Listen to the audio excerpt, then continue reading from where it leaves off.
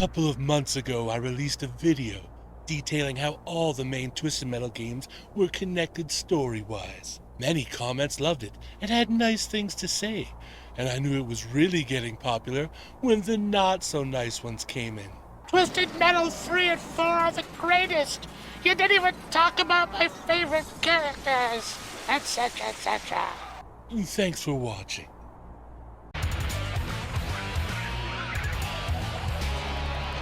So I originally had plans to talk about other games, but there were so many people requesting last time that I talk about other characters who have gone between multiple Twisted Metals.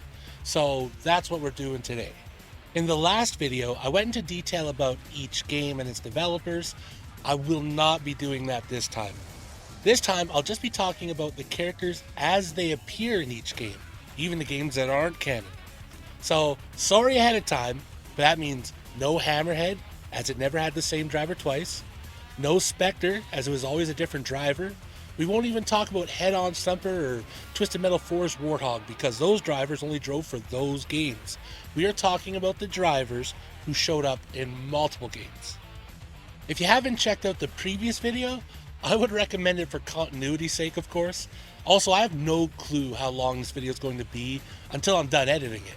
But I assume it's going to be super long based on the amount of info I have to talk about here. I hope you're all down for that, and there are chapters on this video that will take you to specific characters if that's what you're here for. So with that all said, let us jump right in to further discussing the world of Twisted Metal. Let's start with the vehicle that was by far the most requested from the last video, and that's Outlaw. We are introduced to Outlaw in the first game as a Ford LTD Crown Victoria police car being driven by Sergeant Carl Roberts. He is described as a good cop in a world gone mad, who has entered the contest in hopes of forcing Calypso to put an end to Twisted Metal once and for all. Upon winning the tournament, Sergeant Roberts is given a chance to meet with Calypso. When face to face, he tells Calypso his wish is a world free of Twisted Metal and the carnage it causes. Calypso admits he hates the idea, but that he will uphold the wish. All Sergeant Roberts has to do is simply drive outside the door and into a world free of Twisted Metal. Sergeant Roberts warns that if there are any tricks, he'll be back for Calypso, to which Calypso snidely remarks, "I doubt it." Sergeant Roberts then speeds out the door and in a blink of an eye realizes it was a trick. Sure, he has been sent to a world free of the Twisted Metal contest, just like Calypso had promised, but also a world free of everything else, as he is now adrift in space for all eternity. So put Sergeant Carl Roberts and his flight through space in the back of your mind as we move on to Twisted Metal 2. In this game, we meet Captain Jamie Roberts, the sister of Sergeant Carl Roberts, and the driver of a Volkswagen Corrado police car called Outlaw 2.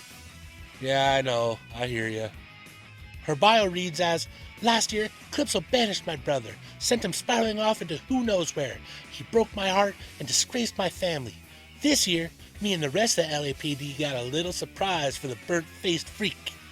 When she wins the tournament, she confronts Calypso and demands that he let her see her brother. Calypso happily retorts that he would be glad to grant her wish and let her see her brother. Realizing her mistake in the wording, Captain Roberts tries to backtrack, but Calypso sends her to space before she can finish. In space, Captain Roberts reunites with Sergeant Roberts, pulling him into her car. There, Sergeant Roberts reminisces that he is happy to see her, but that it's a shame Calypso had tricked her too. She smiles as she unveils that she knew Calypso would pull this kind of stunt and had modified her car to get them back to Earth, meaning she's got both the brains and the beauty. True to my promise, let us discuss the next time the Roberts siblings appear, which is in Twisted Metal 3. This time, Captain Jamie Roberts and Sergeant Carl Buzz Roberts are driving together as a team behind the wheel of the Ford Mustang police car that is back to being called Outlaw. Their bio reads as, "Two good cops in a world gone bad. The brother and sister duo hope to put a stop to Calypso once and for all. Winning the Twisted Metal contest will prove to the world that there is honor behind the badge and good triumphs over evil." Upon winning the tournament, they meet with Calypso in his blimp. Their wish is for the world to be a safe and clean place for everyone to live in. Calypso grants their wish as the scene fades to the Roberts siblings without a job because the world no longer needs police. I guess ending the Twisted Metal franchise since people say this game is canon. Speaking of not canon, we get another Roberts-driven outlaw in Twisted Metal Small Brawl. While I'm not sure if it's Jamie's kid or Buzz's kid or perhaps even both their kids, I won't judge. The kid might not even be related and just happen to share a name, but that's good enough for me when it comes to these games. Officer Roberts, as he's called in this game, has entered the contest in search of justice for the neighborhood. He is out to put a stop to the bully Calypso once and for all. When he wins the tournament, he confronts Calypso face to face, revealing a large missile inside his car just for Calypso. However, when he fires it, it misses Calypso, who falls down an open manhole cover and blows up a police cruiser instead. The scene fades out with Officer Roberts being hauled away by an actual officer, as he is probably about to receive some police brutality upside his head. Beyond all that, though, the Roberts siblings are back in Twisted Metal Head On, behind the wheel of an outlaw that is now an older Ford Mustang police car. With both of the siblings having won a Twisted Metal tournament separately, they are now working together to win one last time in the hopes of bringing down Calypso and ending Twisted Metal once and for all. We get it. We get it. There is a problem though. While Carl Roberts wants to give Calypso the old check stop special by pumping him full of lead, Jamie Roberts wants to end all violence and wants Calypso to go through the justice system by using a wish. A standoff ensues that leads into sibling bickering, with Calypso standing by waiting for a wish to be made. Unfortunately, during the arguing, Carl says, "I wish you would just shut up," to Jamie. Calypso seizes in and grants the wish, which removes Jamie's mouth, thus cementing that Sergeant Roberts is a dumbass and Captain Roberts was always right, which is probably why she outranked him, Captain Sergeant. And thus ends the story of Outlaw. And I assume a lot of people's watch time with this video. But I still have more characters to discuss, so let's move on to them.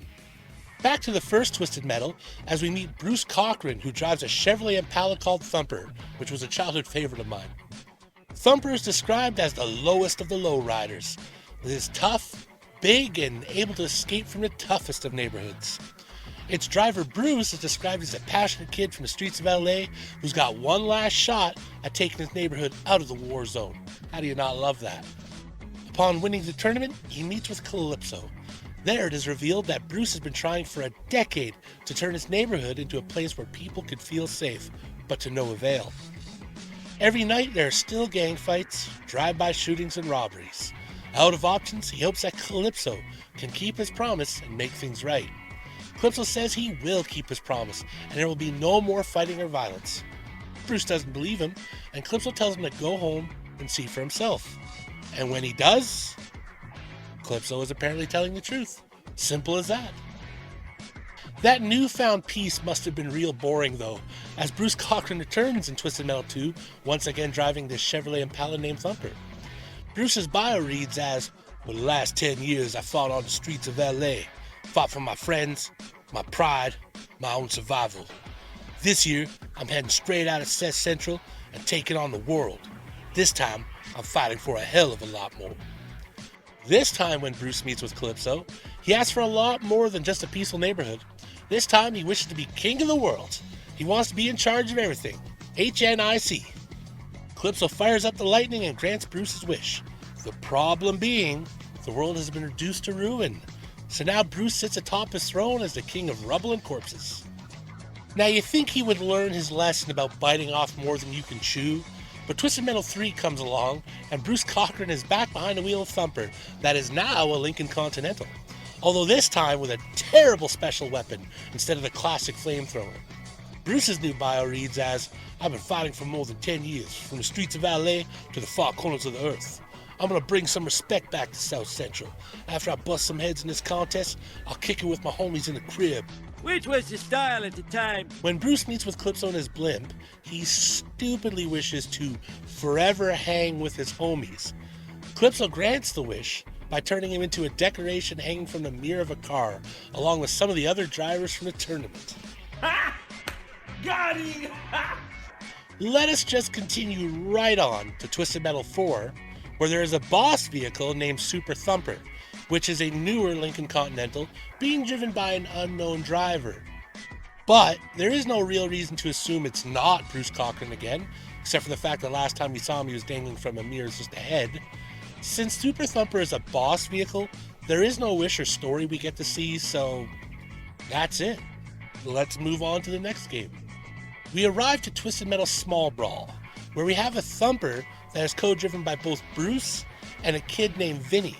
Now this is a super deep cut, but it is believed that Vinny is a reference to the person sitting in the passenger seat during the deleted ending for Thumper in the original Twisted Metal. There is no proof of this, but why not? Twisted Metal loves to reference itself like that. In Small Brawl, Bruce and Vinny are competing in the hopes that Calypso can provide them with the ultimate sound system. And when they win, that is exactly what Calypso provides them. The problem is that the super fat sound system ends up launching them 5 miles away and leaves them with hearing loss. A nice, simple monkey paw, thus ending the story of Bruce Cochran and Thumper. It's a shame that Bruce Cochran started off as such a respectable character and slowly became more and more trodden on. Our next character, on the other hand, didn't really have that much change from game to game. And that character is Mr. Grimm, another character we meet in the very first game who drives a Kawasaki GPZ 900R that also goes by the name of Mr. Grimm. In the first game, the driver doesn't actually have a name. He barely even has a bio, as all that's known about him is that he is a type of collector who hopes to claim the one item that has eluded him for years tonight. When our driver meets with Calypso, he bellows out that, "I am the winner, and you are my prize." As the driver points at Calypso, it can be seen that there are actually bones under their jacket, and that is when Calypso recognizes the driver as the Grim Reaper. Calypso shouts that it's not his time, but it falls on Grim ears. One of the handful of times that Calypso actually gets a comeuppance. But we know how Twisted Metal continuity works, and so we move to Twisted Metal 2. This time, the driver is back, now under the name of Mr. Grimm, who drives a Suzuki Katana with a sidecar, also called Mr. Grimm. Now that the cat is out of the bag as far as Mr. Grimm being the Grim Reaper, his bio reads as, "You live off food, I live off souls. Souls like yours, to be exact. When I win this contest, you and everyone else are going to be my 7-course meal. You see, when I win, I'm taking destruction and doom to a whole new level." It seems pretty obvious what Mr. Grimm's wish will be when he meets Calypso, and sure enough, Mr. Grimm goes on to explain that he hungers and craves for more souls, but people aren't dying fast enough. He hopes Calypso can do something to have people die faster. Calypso grants the wish by causing the entire human population to engage in combat with each other. This causes Mr. Grimm to enjoy his new Chinese buffet serving of souls. But eventually, the human population goes extinct. This leaves Mr. Grimm starving with no way to feed himself, which really is just the ultimate bad ending for everyone. Like, we all get fucked on this one. Once again, continuity out the window as we move to Twisted Metal 3, where the human population hasn't gone extinct, and where our Grim Reaper Mr. Grimm now looks a lot more like a zombie and drives a Harley Davidson Fat Boy with a sidecar. I'll be fair though, even though I don't like the change from skeleton to zombie, I fucking love the portrait of Mr. Grimm in Twisted Metal 3. I mean, you got like the starry night sky, you got the big pine trees, the dude's dressed up like the native guy I used to buy my weed off of. It makes me homesick. Anyway, a new game and a new look. Mr. Grimm bio reads as, "My hunger for souls is now insatiable.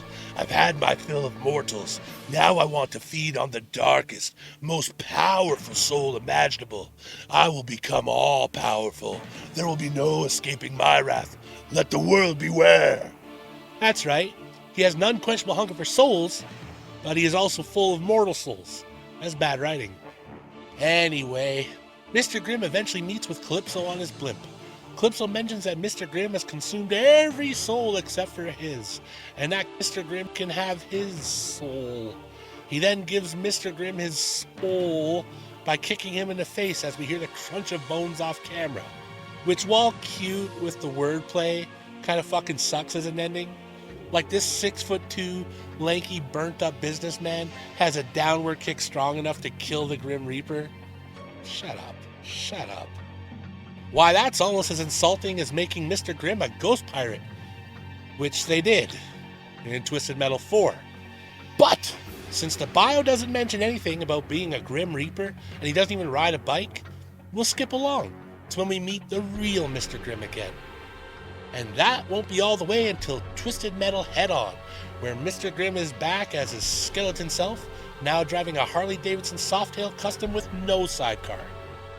Mr. Grimm's Head-On bio can be summarized as, at some point during his centuries of work, Mr. Grimm attempted to devour a soul instead of taking it to its next destination. He then became hooked, and soon found himself absorbing more souls than he was delivering. This craving drove Mr. Grimm insane, and he now enters Twisted Metal, hoping that Calypso can give someone else the job of being the Grim Reaper. When Mr. Grimm meets with Calypso, he describes his struggles being the Grim Reaper and how it's gotten out of control. He has to be saved from the suffering, but Calypso tells him that there are many ways he can help, but Mr. Grimm needs to wish for exactly how he wants to be helped. And thus, Mr. Grimm wishes that someone else can become the Grim Reaper and he can go back to living a human life. With a snap of his fingers, Calypso zaps a Japanese schoolgirl to become the next Grim Reaper. And now human Mr. Grimm celebrates how he is free before running in front of a truck and being killed. Since the last level takes place in Tokyo, maybe the truck is the Kaidam. Who can say? All we know for now is that is the end of Mr. Grimm. Our next character was barely a blip in the Twisted Metal universe, but regardless, let's go back to Twisted Metal 1 and discuss Agent Stone. The driver of the Lamborghini Diablo called Crimson Fury, Agent Stone is described as a special agent going head-to-head with the US government in search of an item that could liberate the world. What's actually really interesting about Agent Stone in the first game is that his story is directly connected to another driver from the first game. You see, when it says he is going head-to-head with the US government, that specifically means Commander Mason, who's driving Warthog in the first game. As Commander Mason's bio reads, he is working for the US government and is hoping Calypso can help him retrieve an item so powerful it could destroy the world. Both drivers' endings even mention how you managed to defeat the other one, a nice touch that makes the world feel more fleshed out. So what is this item that could either liberate or destroy the world? Well, when Agent Stone meets with Calypso and asks for the item, he is given a flight recorder black box. Calypso remarks that Commander Mason had tried stopping Agent Stone from receiving the box, to which Agent Stone mentions, well, that's the US government for you, always trying to keep their people in the dark. As Agent Stone drives off into the night, he listens to the flight recorder, which contains evidence of an alien craft shooting down a passenger plane. With this evidence, the people of the world will now know the truth, that we are not alone. Agent Stone must have been pleased with his successful mission, because we actually don't see him again all the way until Twisted Metal Small Brawl. In Small Brawl, Agent Stone is said to be a young gentleman who fancies himself to be a British secret agent. He enters the contest to stop Billy Calypso's bullying ways. When Stone and Calypso meet, it plays out much like a spy movie, with Calypso stroking his pussy and Stone pulling a gun on him. The thing is, it's a water gun, as Calypso even asks if Agent Stone believes he's afraid of some water, to which Agent Stone replies, no, but she is, before shooting the cat, which causes it to attack Calypso mercilessly. Once again, another successful mission for Agent Stone and his Crimson Fury. We actually do get to see the Crimson Fury succeed in its mission once more in Twisted Metal Head-On, but the driver that time is Agent Shepard, so it just doesn't concern us. Another fun connection is that another driver by the name of Agent Stone appears in Twisted Metal Black, and they drive a vehicle called Outlaw. Although beyond that, there are no connections to the Crimson Fury driving Agent Stone, nor the Roberts siblings we discussed earlier. Just another case of Twisted Metal referencing itself. Now, people may be surprised by the next driver we're going to discuss, but trust me, this driver needs to be talked about. It'll all become clear with time. And that driver is Angela Fortin. Angela Fortin debuts in the first game as a driver of Pit Viper, which is an acid-spitting dune buggy. But we're not actually going to worry about her story or anything, because the first game is the only one she appears in. But that wasn't supposed to be the case. When we jump to the early build of Twisted Metal 2, Angela Fortin's Pit Viper was there, but it changed before release to Krista Sparks' Grasshopper. Krista Sparks is some jailbait whose bio in Twisted Metal reads as, "I thought my dad was dead, but I was wrong. When they told me his name, I hit the floor. Could he really be my dad? When I win this contest, we're gonna have a family reunion he'll never forget for the rest of his life, which ain't gonna be too long." And what is hands down my favorite ending in the entire Twisted Metal franchise. Krista reunites with her father Calypso. He is shocked to learn she is alive, believing she had died in a car crash that almost took his own life, which was covered solely in the one-shot by DC Comics. However, on closer inspection, he notices the mechanics behind her eyes labeled with LAPD branding. Krista explains that the LAPD used her corpse and rebuilt it in the hopes she could get close enough to Calypso to kill him, thus stopping his reign of terror and destruction. As tears stream down her face, she asks for one last hug, because even though she's a robot now, she's still afraid the explosion will hurt. As the father and daughter embrace one last time, the explosion goes off and the scene fades out. Now look at me. Must be raining inside. As we move on, we actually have to go back to Angela Fortin and the Pit Viper, as she was supposed to return to the franchise in the sequel to Twisted Metal Black. And while an early build of the vehicle can be found online, we all know that Twisted Metal Harbor City was cancelled, so she once again failed to make her return. That is until Twisted Metal Head On, where an early build of the game shows that Pit Viper was present in the game, but once again was changed last minute to Krista Sparks' Grasshopper again, thus for the third time failing to come back. Fun fact though, the upgraded special weapon of Grasshopper and Head On sees her both flying through the air like she always does, while also spitting beams of acid as a reference to Angela Fortin's Pit Viper. And before we discuss Krista Sparks and Head On, and while we are on the subject of being cut from the final game, a Grasshopper vehicle was supposed to appear in Twisted Metal Small Brawl, but with development time running out, they had a vehicle for Grasshopper with no cutscenes, and the cutscenes for Warthog but no vehicle, and thus, Warthog drives a dune buggy in Small Brawl, complete with the camo paint job from Pit Viper. Anyway, back to Krista Sparks and Head On. Even though her story beautifully came to an end in Twisted Metal 2, the powers that be decided to bring her back, making her story even messier. So let's see how well I can summarize what she is up to. Calypso has got an idea on how to rescue his daughter from the afterlife. Upon attempting to do so, he discovers that while he will be able to summon her, it will only be temporary. In order for her to be truly living again, she must win Twisted Metal and wish for it herself. When Krista meets with Calypso though, she must have just hit puberty, as she instead flies off the handle at Calypso, refusing to let him explain. She believes that Calypso chose not to fully bring her back to life because he wanted her to enter the tournament so he had more participants. She cuts off his explanations by instead wishing that the car crash that killed her and sent Calypso to hell had instead never happened. Calypso appears to grant her wish, as we see her as a child playing with a non-spooky Calypso. But the scene fades out to her in a hospital bed, being watched over by a sad Calypso. He walks out as doctors mention that she has been in a coma for around 15 years, and it's weird that he somehow never knew about it till just recently. I assume an ending like that was supposed to be built upon later, but we know that's just not the Twisted Metal way, so who knows what's going on. Last video we talked about how Sweet Tooth was the mascot of the franchise, but let us now talk about another driver who is like the unofficial mascot to the series, and that is Axel. We first meet Axel in Twisted Metal 2 driving his Toyota Corolla, or bondage machine, or whatever. It's Axel. He's Axel. He's both the driver and the machine. It's all Axel.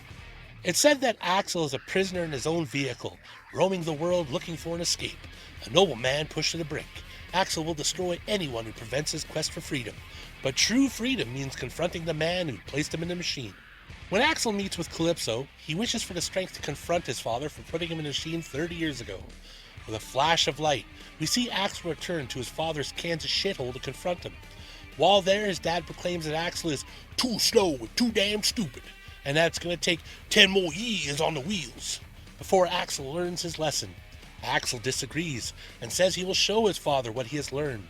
He then proceeds to tear off his arms to release himself from the machine before disowning his father and disappearing into the fields, never to be seen again. But a character that popular can't be left alone, so we end up seeing him again in Twisted Metal 3, where I'm sure the story with his father and the machine is built upon tastefully. Axel describes his reason for entering Twisted Metal again as, "Many years ago, my father forced me into this terrible machine. When I finally freed myself, I was permanently disfigured. My torment was not over. I'm climbing back to my machine one last time. When I win, I'll finally be free." So you're probably thinking he's come back to wish for his arms back or something like that, right?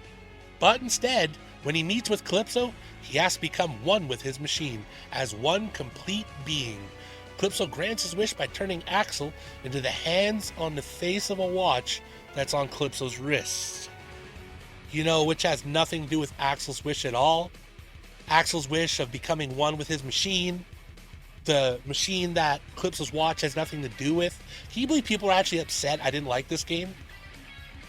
Moving on, before I spend the next 20 minutes tearing into why I dislike Twisted Metal 3, we move on to a game I dislike even more with Twisted Metal 4, where Axel continues the tradition of older drivers returning as bosses.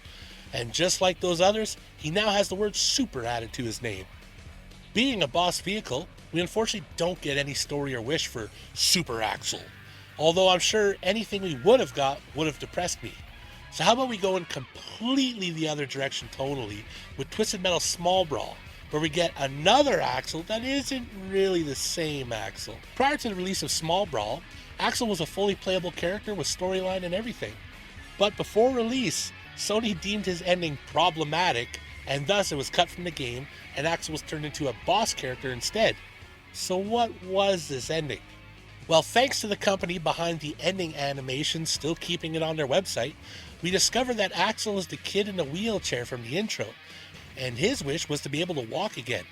When he confronts Calypso for his prize, he is presented with a pair of robotic legs. However, when he puts them on, it is revealed that Calypso is actually in control of the legs and forces Axel to walk into multiple rakes, which is an evil on par with the adult Calypso. Now, the last two Axels had almost nothing to do with that original storyline we were dealing with, but thankfully, we do get to see what happens next with Axel in Twisted Metal Head On. The game tells us that it's been over 10 years ever since Axel's father incarcerated him inside the two-wheeled machine, which is incorrect, as in the ending cutscene for Twisted Metal 2, the father said that he had spent 30 years in the machine. In defiance of his father, Axel had torn his arms free from the contraption, but eventually discovers that he has developed a need for the machine. He then comes across Dr. Zemu, who creates cybernetic limbs that will allow Axel to pilot his machine once again, which, since he left it at his father's farm, he better hope it's still there waiting for him. In return for the limbs, Axel must win the Twisted Metal tournament and then give his wish to Dr. Zemu. When Axel meets with Calypso, Dr. Zemu is already there waiting. Calypso asks Axel to confirm he is handing over his prize to the doctor, but instead, Axel says he has changed his mind. This angers Dr. Zemu, causing the doctor to resort to racism by calling Axel boy. Think before you speak, boy. Look here, hunky doodle dandy. Black Dynamite used to be a children, but he ain't never been a boy. Can you dig it? Before pulling a remote that causes Axel's limbs to get back in the machine. Axel says it is peace that he desires and begins to make his wish for it, when at the last minute, Dr. Zemu tases him. This causes Axel to scream out in pain as he finishes the word peace, which is enough for Calypso to decide that Axel is wishing for peace. Ah! Calypso summons some shitty cheddar pepperoni sausage pizza as Axel tries his best to get out of the machine. The scene ends as Dr. Zemu says he'll only let Axel out if he wins next year's Twisted Metal, and asks for a slice of Axel's shitty pizza. An absolute devastating end to such a good character. Axel, the Southern dandy. Men want to be him. Women want to be with him. He wants to be with his machine. Sometimes.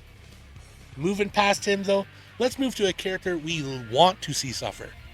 Going back to Twisted Metal 2, we are introduced to Simon Whittlebone, who is driving the Caterpillar 966F wheel loader that goes by the name of Mr. Slam. Mr. Slam's bio reads as, "A man's dreams are all that he has, and they tried to take mine from me. When they fired me from my job as an architect, they crushed my vision. They took my power. Well, no more. When I win this contest, Simon Whittlebone is fighting back. Which we all gotta admit, is much better to kill people in a tournament than it is to shoot up the workplace. Upon winning the tournament and meeting with Calypso, Simon wishes for the means to build his gigantic tower. Calypso fires off his wish lightning, and Simon sets forth with his machine to start building the tower. Within days, he had managed to build a tower taller than any other building in the world, and he was happy. But eventually, the fear of someone else building a bigger tower got to him, and he builds the tower even higher. Eventually, he snaps and proclaims himself as God. And mirroring the Tower of Babel story, God doesn't take kindly to that, as Simon loses his balance and falls from his tower. The fall is so great, Simon's body creates a crater of sorts. As Calypso says, anyone can twig twisted metal, even idiots. The scene then fades out. With Simon Whittlebone dead, we will surely not see Mr. Slam again. But you already know that's not the case, as in Twisted Metal 4, we get to fight a two-boss battle, with one of the bosses being a Caterpillar 966F wheel loader called Super Slam. However, as we've established before, bosses don't get stories in Twisted Metal 4, so we won't waste time and move right along to the next game. Now a child, Mr. Slam is simply called Slam. Slam is also the name of the driver in Small Brawl, but I'm willing to assume it's Simon based on how we've seen previous drivers appear in this game as kid versions. Slam is both the oldest and biggest of the contestants in Small Brawl. He has entered the contest seeking revenge for Calypso for destroying his treehouse. In by far the most brutal fucking ending of the series, Slam drives his car into Calypso's foot, which makes Calypso laugh that this is his big punishment. That's when Slam points out the loader behind Calypso that gobbles him up. A new scene fades in with Calypso buried up to his neck and a porta potty is dropped on top of him. The scene then fades out as a construction worker duck-foots into the porta potty, and Calypso is heard screaming in horror. Absolutely fucking brutal. Thankfully, I guess, we are blessed with one more appearance of Simon Whittlebone in Twisted Metal Head On, this time as a ghost driving a Caterpillar 980F log grapple. The third ghost in the series behind Grasshopper in Head On and Spectre in Twisted Metal. Simon Whittlebone has entered this year's contest with the hope that Calypso will once again give him the means to finish the Whittlebone Tower that he had died building. Before we get to that though, I'd like to point out the massive change in appearance that Simon has went through from Twisted Metal 2 to Twisted Metal Head On. In Twisted Metal 2, he's a big block-headed, red-headed European. In Twisted Metal Head On, he's this like pudgy, brunette-haired Reddit moderator. While not officially confirmed, it is believed that this may have to do with the fact that the previous iteration of Simon Whittlebone looks so similar to Michael Douglas's character in Falling Down, which came up prior to Twisted Metal 2. Whatever the reason may be for the change, let us find out how Simon Whittlebone's wish goes down this time. Whittlebone tears his way into Calypso's compound. Calypso proceeds to bust his balls a bit, as a bully would do with any nerd. Whittlebone goes on to explain that when he died, his soul became bound to his incomplete tower, and is driving him insane to see it remain unfinished.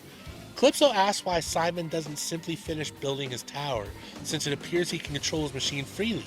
But Simon explains that he's used a great deal of his spirit towards maneuvering the vehicle, and he's afraid of disappearing entirely.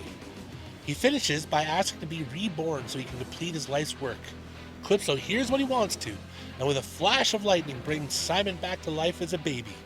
He explains to the toddler that it might be a while before he's old enough to work on his tower again, and that hopefully in the meantime, nothing happens to it. This causes baby Simon to cry, and Calypso to laugh as the scene fades out. And that is the story of Simon Whittlebone and Mr. Slam, a character who somehow managed to be both lame and intimidating as fuck when he takes a run at you.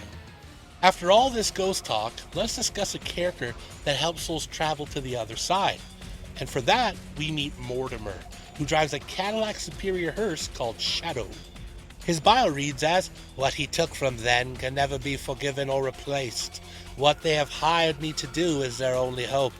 They are in the back right now, resting quite peacefully, but I promise they will have their revenge." When Mortimer meets with Calypso atop of the New York skyscrapers, Calypso informs him that any prize he requests will be his, but Mortimer tells Calypso that he is not after a prize, and that instead, Mortimer is the one who has a gift for Calypso.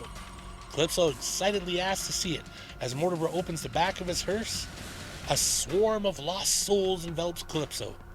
Mortimer explains that these are the souls of the people from around the world who have died because of Calypso's event, and that he was hired to help them get revenge on Calypso for their untimely deaths. Calypso is carried off into the sky, where it is unknown if he met his end by collapsing back to Earth, or if he is still being carried through the sky.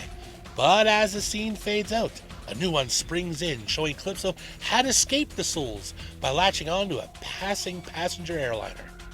Having completed his goal, we don't see Mortimer for quite a while, and when we do, it is as a child in Small Brawl. Child Mortimer is described as an odd, gangly boy who has entered the contest to win back his pet frog that Calypso had stolen from him. When Mortimer confronts Calypso, he is told to take his frog back, as it has been making too much noise. Mortimer mentions that frogs typically act that way when they've been exposed to radiation. He then runs off laughing and yelling, "Victory!" as Calypso's hideout begins to shake. The walls explode off the shack, revealing a giant frog inside who immediately eats Calypso, thus making Mortimer now 2 for 2 against Calypso.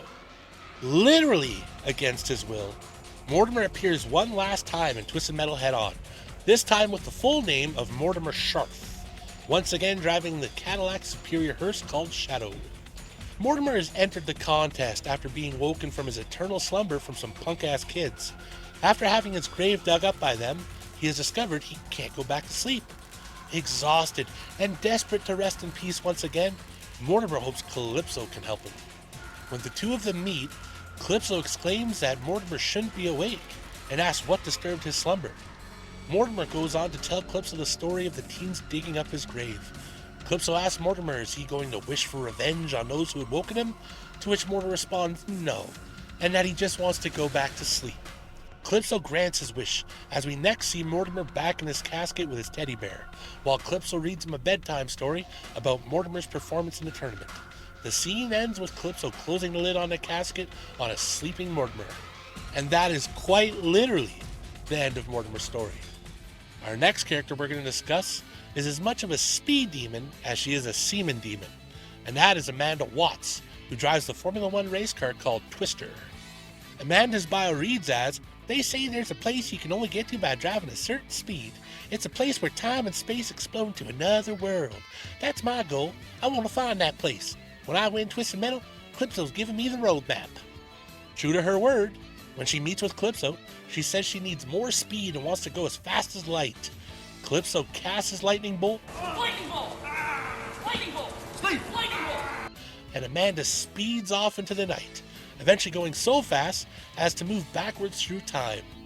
She travels through the 1950s, the 1800s, the 1600s, and onwards. However, after a while, she notices that she is out of gas, and by the time she slows to a stop, she is in the Mesozoic era. She gets out of her car only to be immediately crushed by a T-Rex. When we flash back to modern times, Amanda's fossilized helmet can be seen on display in the National Museum of History. It was stupid for Amanda to wish for something as so easily manipulated from Calypso, but speaking of stupid, let's discuss a girl in Twisted Metal Small Brawl who simply goes by the name of Twister. She is described as being not exactly the brightest bulb in the pack, but absolutely one of the best drivers. Twister loves going fast and enters the contest seeking the ultimate thrill ride. During the meeting with Calypso, we see her riding a duck-shaped kiddie ride. She complains to Calypso that she wants to go fast, to which Calypso promises her she will go fast. He then pulls a giant lever, which reveals the kiddie ride is sitting atop a rocket. The rocket takes off with Twister on top as Calypso laughs at her. End scene. It seems that Amanda Watts just can't catch a break. If that was Amanda Watts in Small Brawl. We don't know for sure because there was a different blonde-haired, blue-eyed driver of Twister called Miranda Watts, who is Amanda Watts' twin sister. And even though she is a different person, it only seems fair to include her in this after we covered both of the Roberts siblings driving Outlaw. Miranda has been searching for her twin sister Amanda, who went missing a few years ago. Her search eventually leads her to Calypso, who offers her entry into this year's Twisted Metal tournament. Miranda is considered to be equally as skilled a driver as her sister was, and so she enters the tournament. When she wins, she plans to wish for her sister's return. Miranda's meeting with Calypso in the streets of Tokyo is an odd one. Before Calypso can give his congratulations, Miranda launches into an angry demands for her sister. Calypso reminisces that Amanda was a great competitor and even won the tournament she had entered. When Miranda continues to press Calypso for the location of Amanda, he tells her that she is in a better place. Amanda says that Calypso had killed her, but Calypso reiterates that all he did was grant her wish. Before Miranda can continue to rage, however, he reminds her that she also has a wish that needs granting. Miranda wishes that her sister be returned to her immediately and alive. Calypso grants her wish, but not with his usual wish lightning. Instead, we get a smoke show that results in Mr. Grimm making an appearance. Calypso then pulls Amanda's soul out of Mr. Grimm, and it flies into the ground, causing the earth to split apart. From inside the hole, a hand can be seen, as Miranda reaches in to help her sister up. Once out of the hole, we see that Amanda, while alive, looks like the fucking Crypt Keeper. Complete with a rotting body and maggots on her, she hugs her sister Miranda for bringing her back, and the scene fades out with Amanda making yummy noises, implying either as a zombie, she's going to eat her sister's brains, or perhaps she's so happy for being rescued, she's going to eat her sister's pussy. Either way, that's how the story of the Twister sisters, Amanda and Miranda Watts, comes to an end. The next vehicle we are going to discuss holds the honor of being one of only 3 vehicles to appear in every Twisted Metal game, along with Sweet Tooth and Mr. Grimm, and that is Warthog. The problem with Warthog, though, is that in almost every single game it has had a different driver, except for Twisted Metal 2 and 3. In Twisted Metal 2, Warthog is a military Humvee being driven by Captain Rogers, a military veteran whose bio reads as, "They used to call me Old Iron Guts. Now they just call me old. Well, I may be old, 105 to be exact, but I can still show these punks a thing or two about combat. When I win this contest, I'll fulfill the one mission as eluded man since the dawn of time." Which means he's going to wish for the location of the G-spot. A joke for the ladies out there. When Captain Rogers meets with Calypso, he begs to have his youth back, specifically to have the body of a 20-year-old. I also like 20-year-old bodies. A joke for the men out there.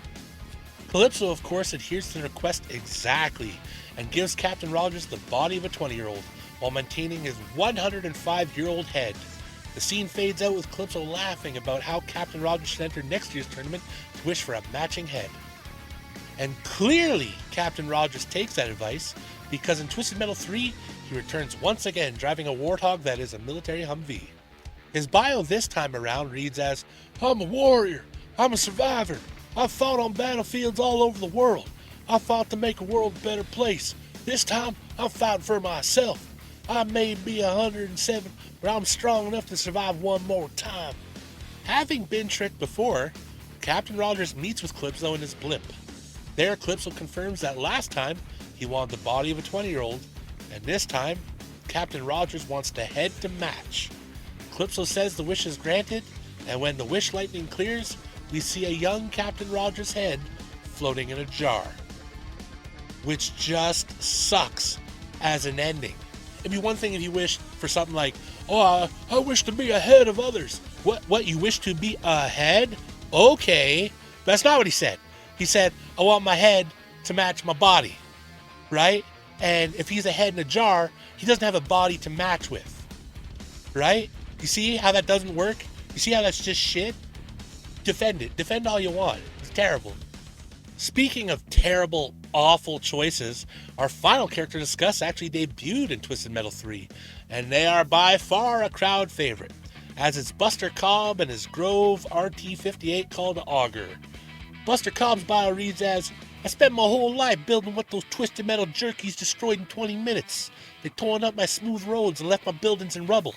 I'll happily drill 6-foot graves for all my opponents." Seeing how the writing of Twisted Metal 3 has been so far, I can't wait to see how they fuck this up. And boy, am I not disappointed. Or maybe I'm really disappointed. I can't tell anymore. I'm kind of numb. When Buster meets with Calypso to stop the destruction of his work, Calypso says that Buster's wish is for people to see his inner child, and thus turns him into a baby.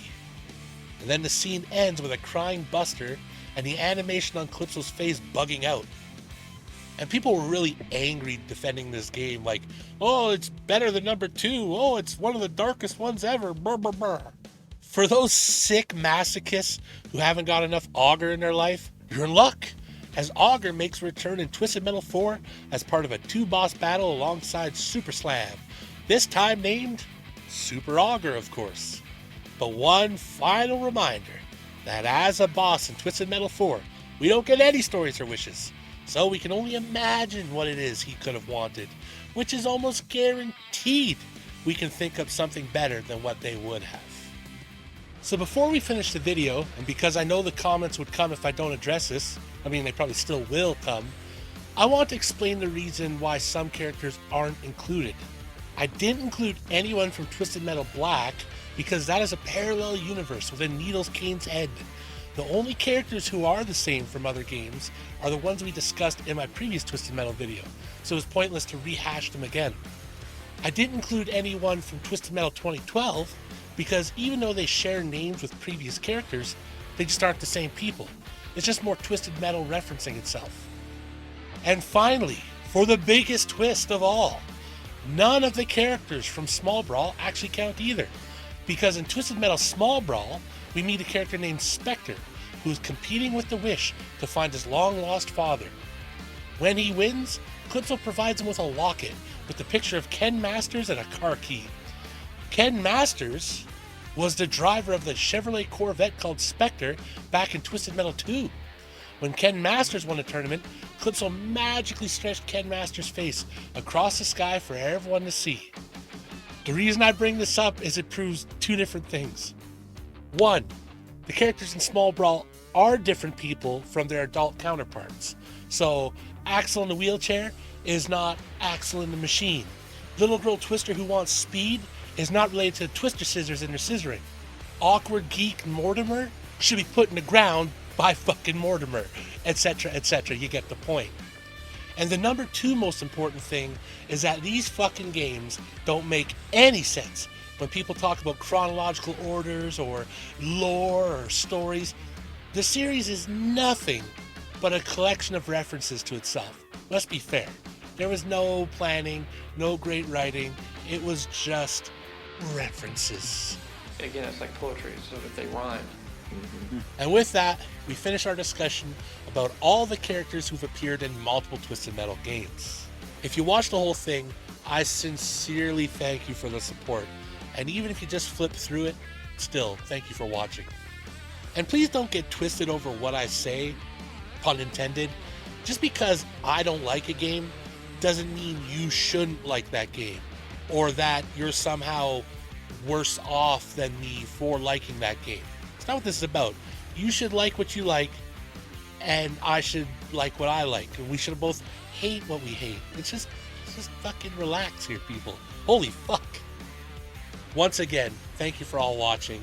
I look forward to your comments down below. I really do appreciate the support I've gotten on the last Twisted Metal video, and I assume on this video too. I'm just going to assume. And I look forward to the next content I bring out with whatever it may be. Till then, y'all have a good one. Thank you.